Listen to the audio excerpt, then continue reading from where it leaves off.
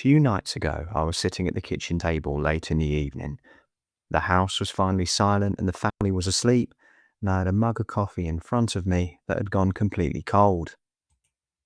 Staring at a long list of things I felt like I was failing at: work pressure, family commitments, trying to build new habits, and just feeling utterly drained. And this single phrase kept looping through my head: this is just so bad right now. But then I caught myself. I took a second, sat back, and asked a simple question: is this actually bad, or is it just hard? It turns out that those two things are completely different beasts, and mistaking a hard time for a bad time is one of the easiest ways to throw in the towel when you're right on the verge of growing. Hello and welcome back to the Shifting Forecast with me, Paul, 42, and still navigating the choppy waters of middle age, routine, and trying to build something meaningful in the cracks of daily life. If you're new here, this podcast is all about the in-between. It's about the midlife pivots, breaking through the paralysis of analysis, and figuring out how to navigate change without completely losing your mind. Today, I want to explore the exact distinction I stumbled over the other day, where we spend so much energy trying to escape discomfort because we label it as bad. But today, I want to break down why hard times build us and bad times break us, and how you can tell which one you're actually sitting in right now. So, hard times. Let's start with that. Hard times defined by friction. It's resistance. It's when you're trying to change a habit, step out of your comfort zone, or keep up with the heavy demands of being a responsible adult. Hard is waking up early to work on a goal when you'd rather stay under the duvet. Hard is having difficult, honest conversations with your partner instead of sweeping things under the rug. Hard is pushing through the awkward initial stages of learning a new skill when you feel completely incompetent. The reality: hard times feel uncomfortable because growth requires strain. Just like lifting weights, you don't build muscle without tearing the fiber a little bit first. When you're in a hard period, your brain naturally wants to panic. It wants to tell you, this hurts, stop doing it. But the hard times are constructive. They are tuition fee you pay for moving forward. Remember that concept of making 1% improvements? Well, those 1% shifts rarely feel easy in the moment. They feel like effort. They feel heavy, but heavy doesn't mean it's wrong. Now, bad times are a completely different story.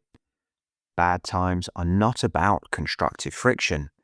They are about destruction and drain. A bad time is when you are trapped in an environment or a mindset that strips away your peace, your self-worth, or your health without offering any path towards growth. Bad is staying in a toxic environment where you are constantly eroded. Bad is suffering without purpose, stuck in stagnation, refusing to acknowledge that a situation is broken. Bad is a tragic loss, burnout, or feeling completely disconnected from who you are. Here are the key differences between the two. Hard times can be constructive, leaves you tired but stretched. Bad times being destructive leaves you hollow and diminished. Hard times purposeful, serves a destination or a value. Bad times are purposeless, keeping you looping in place. Hard times are a temporary strain, a hill that you are climbing, and bad times a chronic drain, a pit that you are staying in. The danger is that when you are tired, our brains conflate the two. We experience the discomfort of a hard season, like starting a new project or raising teenagers, and we mistakenly decide that our life is in a bad state. So we quit, run away, or freeze up. So, what's the takeaway today? How do we use this when the pressure feels high? The next time you feel overwhelmed and ready to throw in the towel, pause. Put down whatever you're holding. If your chest feels tight, try a quick round of triangle breathing. Breathing in for 4 seconds, holding it for 4, and out for 4. Settle the nervous system down. And then ask yourself one of these grounding questions. Is this situation breaking me down, or is it just building me strength? If it's genuinely bad, if it's toxic, destructive, or draining your soul, then your purpose in that season is to set boundaries, seek support, or find an exit strategy. But if it's just hard, take a deep breath and stay in the ring. Acknowledge the weight, give yourself some grace, and realize that the discomfort you're feeling isn't a sign of failure, it's just the sound of you growing.